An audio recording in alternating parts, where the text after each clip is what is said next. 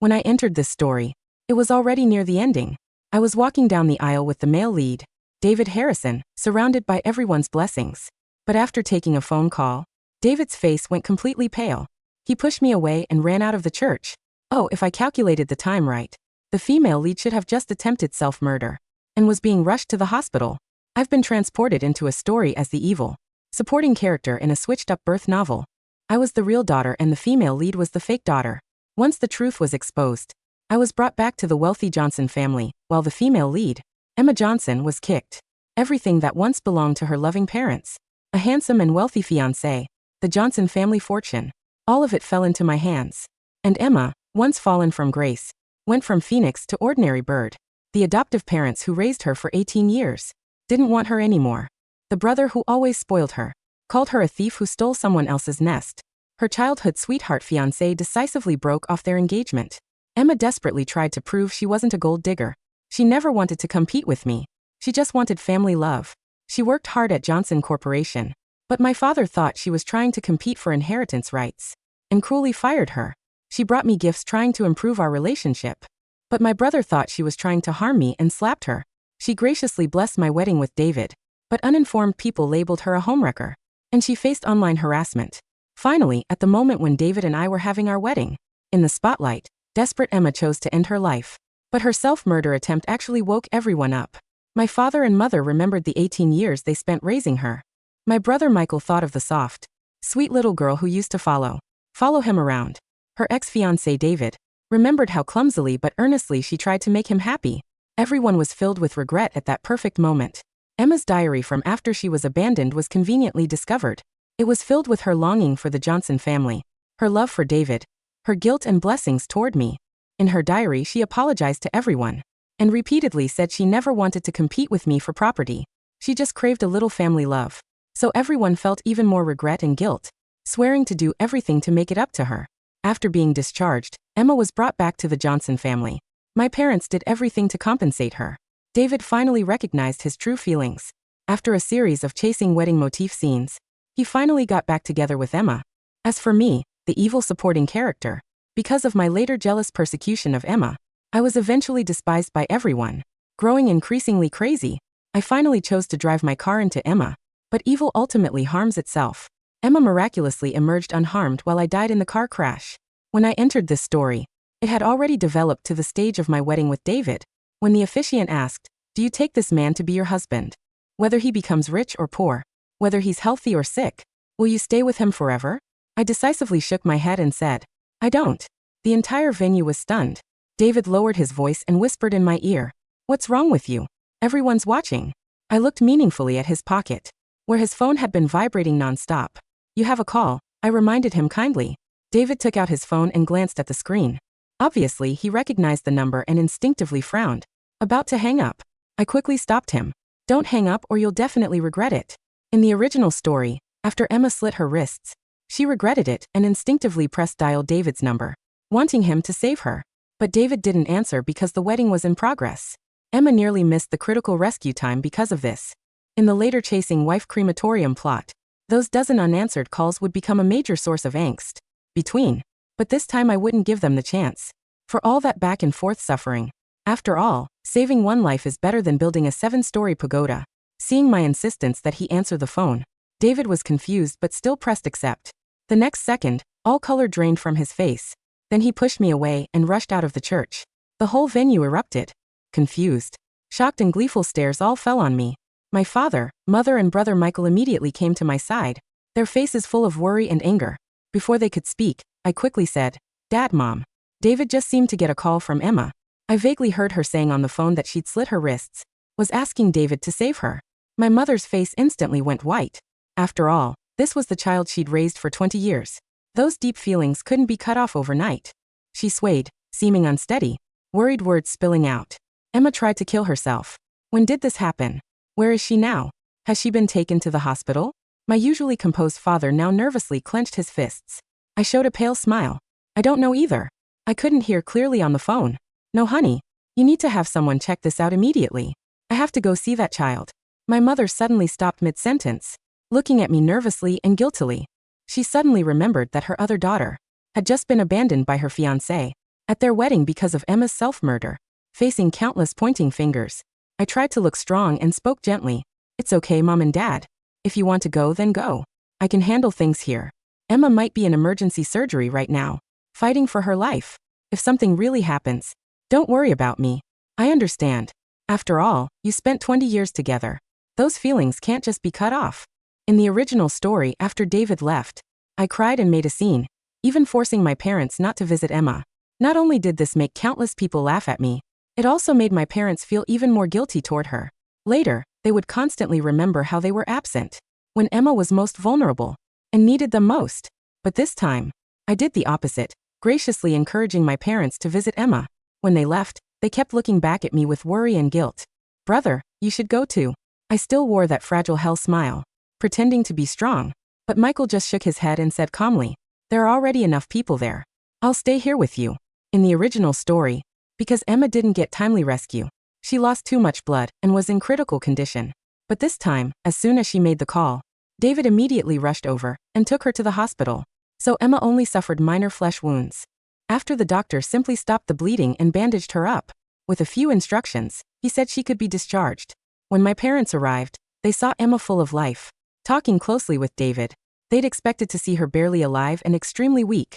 But except for a few bandages around her wrists, Emma looked completely normal. Remembering their biological daughter, who was abandoned at the wedding because of Emma, facing people's cold stares, while tending to be strong and even comforting them, they were instantly furious. Dad, Mom. Emma's eyes lit up first. Then she seemed to remember something and hung her head pitifully. Mr. Johnson, Mrs. Johnson. After personally raising her for 20 years, the feelings were hard to erase. My mother still asked, nothing serious, right?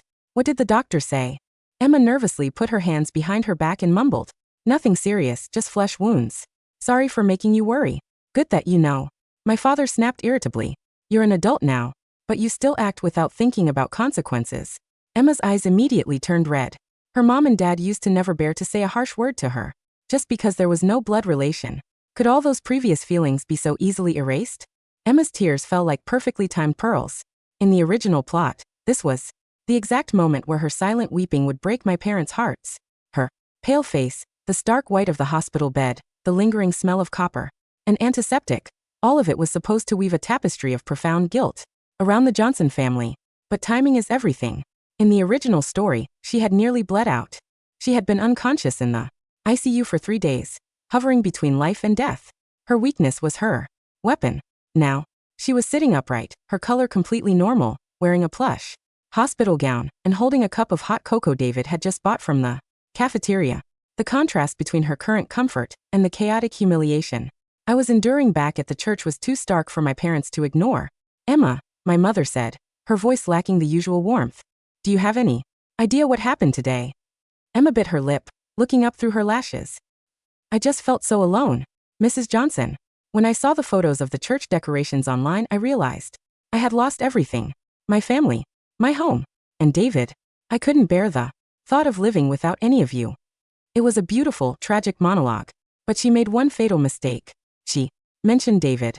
My father's expression hardened into a block of ice. You couldn't bear living without David, so you chose the exact moment he was standing at the altar with your sister to slit your wrists and call his personal cell phone. Emma froze. The script in her head hadn't accounted for logic. It relied entirely on emotion, but right now, my father wasn't feeling pity. He was a businessman who had just been publicly humiliated in front of the city's entire corporate elite. And no, that's not what I meant. Emma stammered, her hands gripping the sheets. I wasn't trying to ruin the wedding. In my darkest moment, my fingers slipped. I didn't even realize I had dialed his number until he answered. Fingers slipped, my father repeated flatly. He looked at David, who was standing defensively beside Emma's bed. And you, David, you abandoned my daughter, your bride, at the altar. You left her to face 500 guests, alone. David shifted uncomfortably. Mr. Johnson, it was an emergency. Emma was bleeding. I couldn't just let her die. You could have called 911. Michael's voice cut through the room like a scalpel. Everyone turned. My brother and I stood in the doorway. I had changed out of my wedding dress into a simple, elegant pearl white suit. My makeup was flawless, my posture perfectly straight, but I made sure my eyes looked just slightly red, holding back a dignified amount of sorrow. Michael, Chloe, David said, taking a step back. I handled the guest's father, I said softly, stepping into the room. I apologized to everyone, arranged for the banquet to proceed without the ceremony, and personally saw the VIPs to their cars. It was embarrassing, but the Johnson family's reputation remains intact. My mother covered her mouth, a fresh wave of guilt crashing over her. But this time, the guilt wasn't for Emma. It was for me, the biological daughter she had neglected for 18 years, the daughter who had just single-handedly salvaged their dignity while her own heart must have been breaking. Chloe, sweetheart. My mother stepped forward, wrapping her arms around me. I am so sorry you had to do that alone. It's okay, Mom, I whispered, gently hugging her back.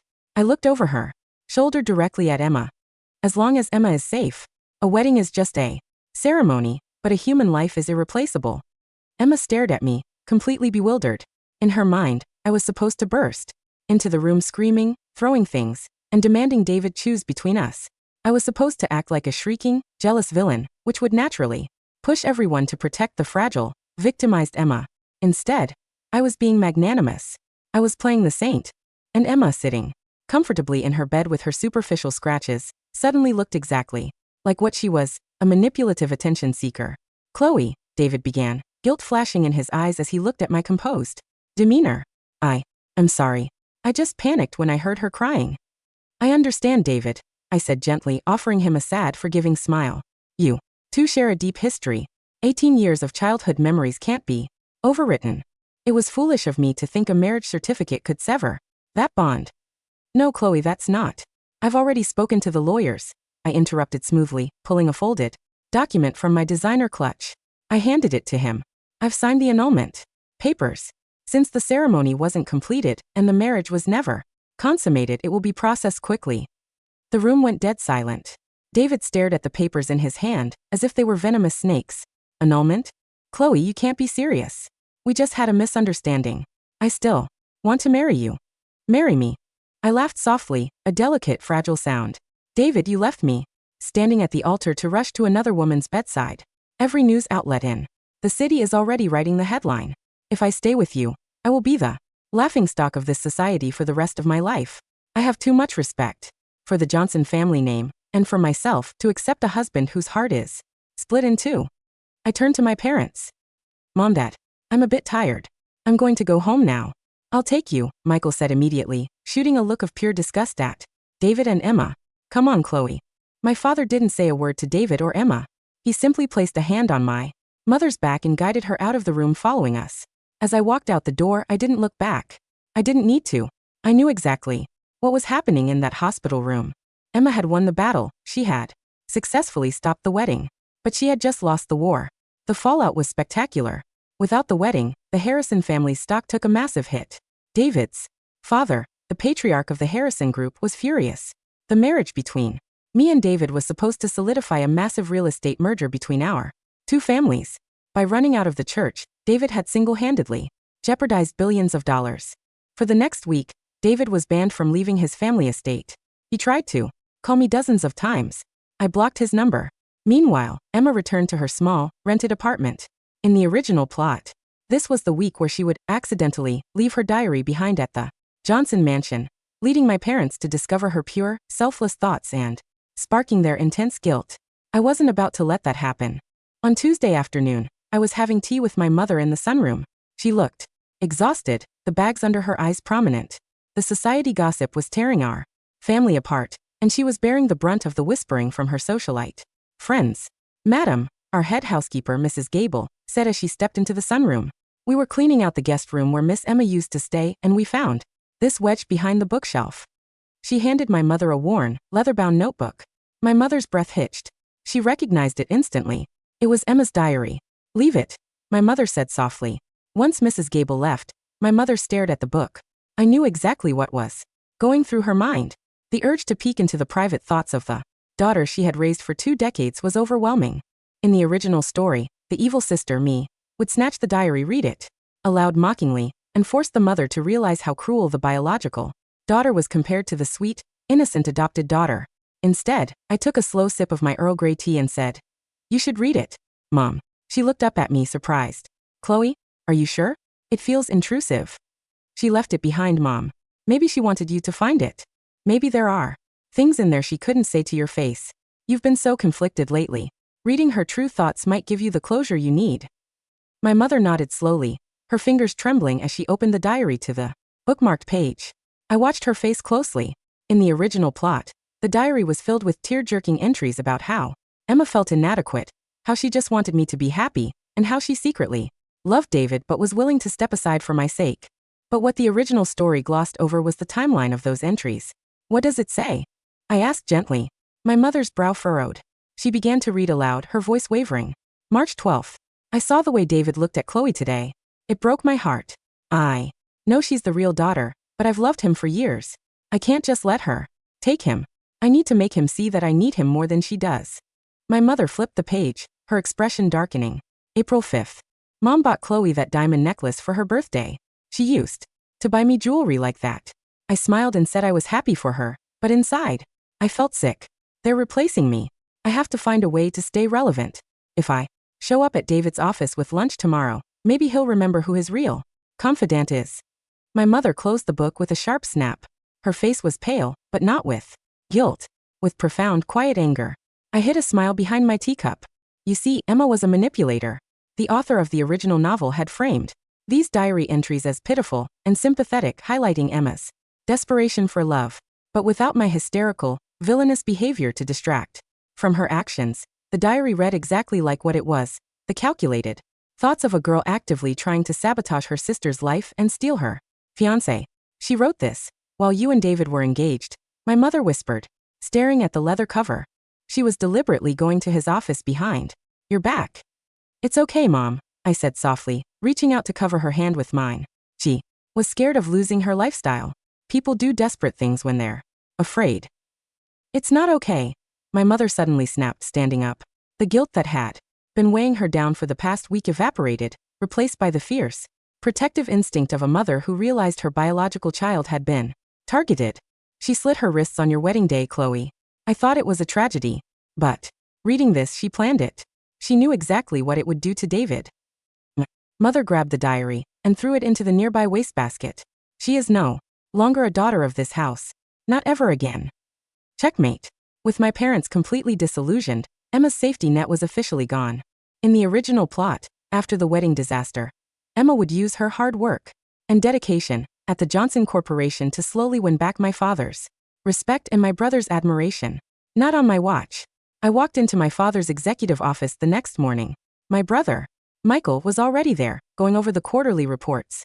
Chloe, my father said, looking up from his desk. What brings you to the office? You should be resting. I'm fine, Dad, I said, taking a seat opposite Michael. Actually, I'm here because I want to start working. Both men looked surprised. In my past life, the original Chloe was a spoiled, jealous girl who only cared about shopping and trapping David. She had zero interest in the family business, which made Emma look incredibly competent by comparison. Are you sure? Michael asked, raising an eyebrow. Corporate isn't exactly a vacation. I have a degree in finance, Michael, I reminded him smoothly. And since my calendar has suddenly opened up now that I'm not planning a honeymoon, I think it's time I learn how to manage the empire I'll eventually inherit a piece of. My father looked incredibly pleased. That's my girl. Where do you want to start? Marketing? The acquisitions department, I said. Michael frowned. Acquisitions? That's Emma's department. She's a junior analyst. There. Exactly, I said, meeting my brother's gaze. I think it's time we evaluate the efficiency of that department. From what I've seen, there are a lot of leaks. I spent the next 2 weeks tearing into the corporate data. With my knowledge of the novel's plot, I knew exactly where Emma's hard work was actually coming from. Emma wasn't a business genius. In the original story, she relied heavily on her male colleagues' pity to get her projects done, taking credit for collaborative work while playing the exhausted, overworked martyr. I called a departmental meeting. Emma walked in looking pale and fragile, wearing a cheap, off-the-rack suit designed to make her look pitiful. When she saw me sitting at the head of the conference table, she froze. Chloe, she whispered. What are you doing here? It's MS Johnson in the office, Emma, I corrected coldly. I slid a thick file across the table toward the director of acquisitions. I've been reviewing the recent merger proposal for the Technova buyout. The one Emma submitted last week. The director nodded. Yes, Ms. Johnson. Emma put in a lot of overtime on that. It's very thorough. It is thorough, I agreed. Because it was entirely plagiarized from a proprietary analysis run by the Harrison Group 3 months ago. The room went dead silent. Emma's eyes widened in sheer panic. And no, that's not true. I worked on that for weeks. Really? I clicked a button on the projector remote. The screen lit up, showing a side-by-side comparison of Emma's report and a confidential file from David's company. The wording, the data points, even the formatting errors were identical. In the original plot, David had secretly given Emma this file to help her succeed, a testament to his lingering affection for her. But in the corporate world, sharing proprietary data between rival companies wasn't romantic. It was corporate espionage. Emma, my father's voice boomed from the doorway. He and Michael had been listening from the hall. Care to explain how you got your hands on classified Harrison Group data? Emma burst into tears, her default defense mechanism. Mr. Johnson, please. David just wanted to help me. I didn't know it was classified. I was just so desperate to prove myself to you. You proved yourself to be a liability, Michael sneered, stepping into the room. He looked at Emma not with the lingering affection of a brother, but with the utter disgust of a corporate shark looking at a rat. You compromised our company's integrity to stroke your own ego. Michael, please. Emma begged, reaching out toward him. You used to call me your little prodigy. You know I wouldn't hurt the company. Michael physically stepped back to avoid her touch. Security. Escort Miss Emma out of the building. She is terminated immediately. And have legal draft a non-disclosure agreement before she leaves the premises. Emma was sobbing hysterically as the guards pulled her out of the conference room. She locked eyes with me one last time, her gaze filled with absolute, venomous hatred. I just smiled and offered a polite wave. Goodbye, corporate girlboss arc. With her job gone and her reputation in tatters, Emma had only one lifeline left: David. But David was dealing with his own hell. When the Harrison Group realized their proprietary data had been leaked to the Johnson Corporation, David's father launched an internal investigation. It took less than a day to trace the data leak back to David's personal computer. Furious that his son had sacrificed the company's competitive edge for a girl, David's father stripped him of his position as vice president and froze all of his credit cards. The chasing wife crematorium plot was officially underway, but instead of chasing me, David and Emma were locked in a crematorium of their own making. 3 months passed. I was thriving. Without the emotional baggage of a cheating fiancé and a manipulative sister, I threw myself into the Johnson Corporation. I spearheaded a successful international expansion, earning the genuine respect of the board of directors. My parents were glowing with pride, and Michael and I had developed a formidable sibling partnership. One rainy Tuesday evening, I was leaving a high-end restaurant after a successful client dinner. The valet brought my Porsche around, and I was just about to open the door when someone stepped out of the shadows. It was David. He looked terrible. His designer suit was wrinkled, his hair unkempt, and he smelled faintly of cheap alcohol. He had lost the arrogant glow of a wealthy heir. Chloe, he rasped, stepping forward to block my car door. I didn't flinch. I just looked at him with mild distaste. David, you're blocking my car. Please, Chloe, just talk to me for 5 minutes, he begged, his eyes bloodshot. I made a mistake. I see it now. I was so stupid. You made your choice at the altar, David, I said coldly. Move. She ruined my life. David suddenly shouted, the desperation bleeding into his voice. Emma, she's insane, Chloe. Ever since I lost my position, she's changed. She complains constantly about money. She maxed out my last credit card, buying designer bags because she couldn't handle looking poor in front of her friends. When I told her we had to budget, she threw a glass at my head. I raised an eyebrow. The sweet, understanding female lead couldn't handle poverty. What a shock. In the original novel, David and Emma's romance thrived because David was a billionaire. He showered her with gifts, shielding her from the harsh realities of the world. But without his wealth, Emma's true nature, her vanity, her greed, her desperate need for validation, was finally exposed to him. That sounds like a personal problem, David, I said, completely unmoved. You threw away $1 billion merger for true love. Enjoy it. I don't love her, he sobbed, dropping to his knees on the wet pavement. It was pathetic. The male lead groveling in the rain. I love you, Chloe. I've always loved you. I was confused by her vulnerability. I wanted to be a savior. But you're a queen. You're the only one who truly understood me. Please take me back. We can fix the merger. My dad will give me my job back if we get married. So there it was. He didn't want me back because he loved me. He wanted me back because I was his ticket out of the gutter. I looked down at him. In my past life, this was the man I had begged for. This was the man who had driven me to madness. David, I said, my voice cutting through the sound of the rain.